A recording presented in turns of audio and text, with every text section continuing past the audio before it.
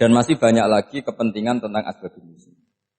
Jadi problem sekarang adalah banyak mufassir yang hanya mengartikan dari terjemah. Itu bahaya sekali. Jika ada orang yang menikah secara mut'ah, itu kan mirip kayak transaksi zina. Mereka berdalil famastamta'tum bihi minhunna fa'atuhunna ujurahun. Perempuan yang sudah kamu nikmati, yang penting kamu bayar. Terjemahnya seperti itu. Karena ujur itu jamaknya ujroh. Itu fatal sekali. Padahal ayat itu begini, settingannya begini, setting siakul kalamnya atau asbabun nuzulnya begini. Ini sekaligus, memang saya sengaja ngaji dengan tema yang berat untuk penghormatan pada yang ngaji. Kalau temanya ringan kan kayak TPG. Jadi ini supaya gue keren-kerenan, ini ada doktor Pak Oni pernah dekan Fakultas Hukum. Jadi kalau saya nanti salah tinggal ditangkap saja, gampang kan? Tapi nangkap saya berurusan dengan Tuhan. Jadi kalau orang dekat Allah itu yang tanggung jawab itu Allah. Jadi dia bisa menang di kepolisian tapi kalah di hukum Tuhan. Jadi kalau berhadapan-hadapan dengan saya. Begini asbabun nuzulnya begini. Wal muhsanatu minan nisa yang awal juz 5 itu, ya kita santai aja. Yang awal juz 5 itu sebetulnya maktuf, diatafkan pada ayat hurrimat alaikum ummahatukum wa banatukum wa akhwatukum wa ammatukum wa kholatukum wa banatul akhi wa banatul ukhti. Jadi perempuan yang haram dinikah itu ada 7. Yang faktor nasab, yaitu siapa? Ibu, putri, saudara putri, bulik dari bapak, amah itu bulik dari bapak, kholah itu bulik dari ibu, keponakan dari saudara lelaki, keponakan dari saudara perempuan. Ini disebut haram karena nasab gen. Kalau orang Jawa bilang hanya 4 karena ngitungnya bulik baik dari bapak maupun ibu. Kalau orang Jawa bilang kan bulik terus keponakan dihitung 1. Padahal ada keponakan dari saudara lelaki, ada keponakan dari saudara apa? Perempuan. Wa banatul akhi wa banatul ukhti. Terus kedua, haram karena rodok. Kita tahu dalam hukum Islam rodok adalah sama dengan nasab. Jadi ibu yang pernah menyusui kamu berarti jadi ibu kamu. Dan saudara sepenyusuan berarti menjadi saudara kamu. Ini disebut wa ummahatukumul lati arda'nakum wa akhwatukum minar rodok. Terus ketiga, haram karena musoharoh, karena besanan. Jadi pagi ini misalnya saya nikah dengan Sri, bilang qabil tu nikaha wa taswijaha bil maril madkur. Setelah nikah dengan Sri ini otomatis ibunya dia menjadi mertua. Otomatis haram saya apa? Nikah. Ini namanya haram karena musuh. Atau kamu punya anak Zaid. Zaid pagi ini akad dengan Sri. Berarti Sri adalah menantu Anda. Otomatis haram bagi Anda. Itu namanya haram karena musuh. Karena bisanan. Itu yang disebut waroba haram-haram itu kan seterusnya itu wa ummahatu nisaikum. Ibu dari istri-istri kamu. Memang ini agak jelimet, tapi memang syaratnya mufassir harus biasa jelimet. Jangan hanya nyari partai ayat-ayat untuk kepentingan partai. Wah, itu ngeri. Kacau, Quran dipakai kampanye. Terus itu berarti sudah 3 kan? Haram karena nasab, karena rodok, haram karena musuh.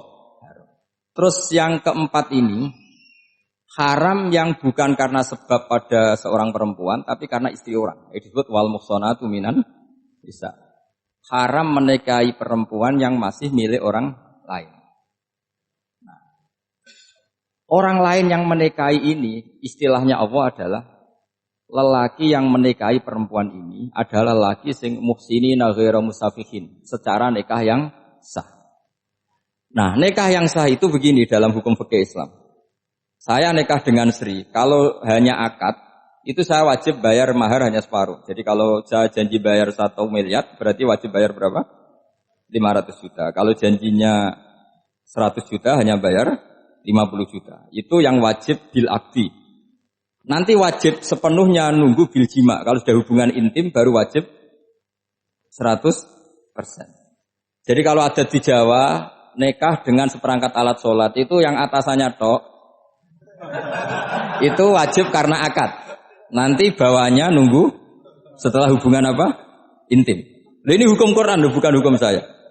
Makanya kan wa in talaqtumuhunna min qabli an tamassuhunna, terus fanis fuma faradtum. Hanya wajib bayar setengah.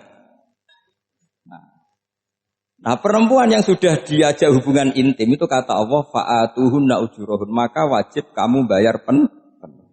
Jadi ayat itu tentang perempuan yang sudah dinikah, kita harus bayar berapa? Harus bayar penuh. Ini penting saya utarakan. Nah, problem kita sebagai orang Indonesia ini juga problem Pak On, problem semua kiai. Mahar di Indonesia itu nggak bisa dibahas di Quran karena keterlaluan, kecilnya itu keterlaluan. Saya ini kan kiai, sering ngakatkan tuh sampai bosen, seperangkat alat sholat. Tuh itu ngawur sekali, ini mbak-mbak harus gak mau gitu. Saya provokasi minimal itu ya berapa? 100 juta berapa? Pantasnya berapa? Pantasnya berapa? 10 gram itu berapa nilainya? Kan 1 gram 500.000, baru 5. Ya sudah mendingan itu 10 gram. Ya. Quran itu bayangannya gini, sambil latihan, yang hafal-hafal biar latihan. Jangan dapat beasiswa karena hafal tapi enggak jelas juntrungannya. Quran tuh bayangannya gini, ini enggak mungkin Quran ini bisa dibaca di Jawa. Wa in aradtum istibdala zaujim makana zauji wa ataitum ihdahunna qintaran fala ta'khudhu minhu syai'a. Jika kamu nikah sama seorang perempuan, kemudian kamu cerai, maka mahar yang sudah kamu berikan jangan ambil lagi. Karena mahar di Arab itu mahal, 100 juta, kadang mobil Alphard, kadang GMC. Sehingga setelah menceraikan tuh kebayang menarik. Kok enak, dulu saya memberikan itu kan karena dapat servisnya. Sekarang sudah saya cerai, saya tarik. Kalau mahar di Indonesia kan seperangkat alat sholat. Jadi gak kebayang ada kalimat fala ta'khudhu minhu saya jangan ambil lagi. Kebayang ngambil aja enggak? Apalagi kalau nikahnya sudah 2 tahun kan sudah lusuh, sudah. Tapi kalau di Arab itu kebayang karena mahal. Makanya orang Arab suka nikah orang Indonesia karena murah. Jadi bahasa kintoron itu harta yang enggak ternilai. Wa ataitum ihdahunna kintoron. Yang enggak ternilai, mahal betul. Itu pernah saya hitung, ada yang mahar itu 400 juta, ya sekira segitu. Nah, makanya setelah dicerai Allah memperingatkan setelah kamu kasihkan ya jangan minta lagi. Kenapa kepikiran minta? Karena jumlahnya besar. Kalau di Indonesia kepikiran enggak minta. Enggak kepikiran, saking kecilnya. Seperangkat alat sholat kadang 1 juta.